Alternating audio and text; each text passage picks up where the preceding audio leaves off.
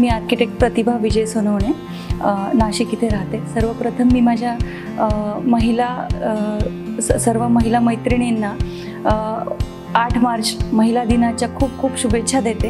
आपण 8 मार्च हा महिला दिन खूप आनंदाने साजरा करतो, वेगवेगळे उपक्रम राबवतो, पण एक लक्षात घेतलं पाहिजे की हा 8 मार्च हा एकच दिवस हा रिस्ट्रिक्टेड न ठेवता आपण वर्षाचे पूर्ण 365 दिवस हे महिला दिन हा असाच साजरा झाला पाहिजे आणि महिलांचं सक्षमीकरण हे झालं पाहिजे। प्रत्येकाचा विकास व्हायला हवा। आणि सक्षमीकरण म्हणजे काय तर प्रत्येकाच्या कलागुणांना वाव देणे, प्रत्येकाने एकमेकांना सपोर्ट करणे, एका स्त्रीने दुसऱ्या स्त्रीला सपोर्ट करणे हे तर आलंच, पण स्वतःच्या कलागुणांना वाव देणं किंवा स्वतःच्या कार्यक्षमतेला ओळखून पुढे जाणं हे खूप महत्त्वाचं आहे। आता मी माझ्याबद्दल थोडंसं सांगू इच्छिते। मी एक आर्किटेक्ट आहे। माझे मिस्टर कन्स्ट्रक्शन फील्डमध्ये आहे आणि आमचा कन्स्ट्रक्शन आणि आर्किटेक्चरल प्रॅक्टिस असा आमचा दोन्ही व्यवसाय आहे। गेल्या 20 वर्षापासून मी ह्या क्षेत्रात कार्यरत आहे आणि इंटिरियर डिझायनिंग, वास्तुशास्त्र कन्सल्टंट, त्यानंतर all type of architectural works हे सर्व मी करते।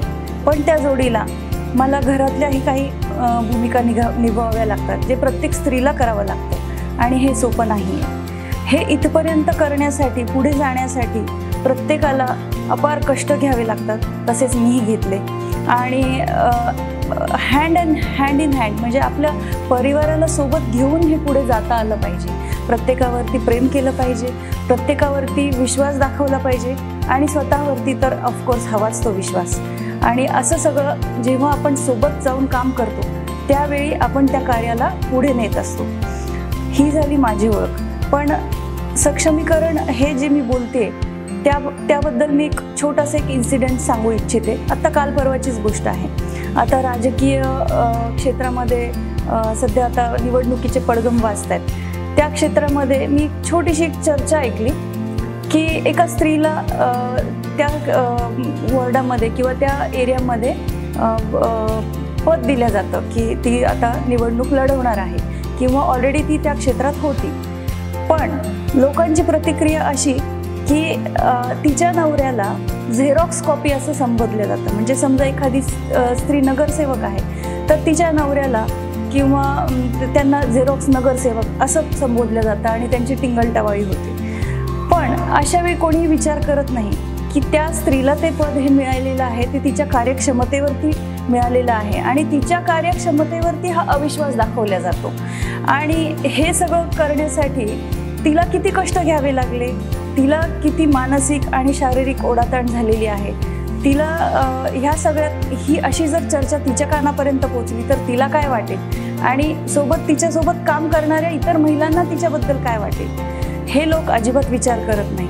आणि आता ही वेळ आलेली आहे की स्त्रियांनी ह्या गोष्टीचं उत्तर हे तिच्या कार्यक्षमतेतनं आणि तिच्या सर्व कलागुण विकसित करून आत्मविश्वासाने पुढे जाऊन ह्या अशा लोकांना उत्तर दिलं पाहिजे आणि पॉझिटिव्हली पुढे जायला पाहिजे।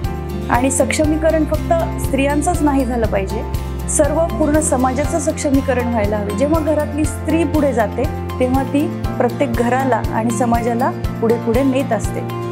असाच विकास हा समाजाचा व्हायला हवा, तरच आपला भारत देश पुढे जाईल। आदिशक्ती तू, प्रभूची भक्ती तू, झाशीची राणी तू, मावळ्यांची भवानी तू, प्रयत्नांना लाभलेली उन्नती तू, आजच्या युगाची प्रगती तू।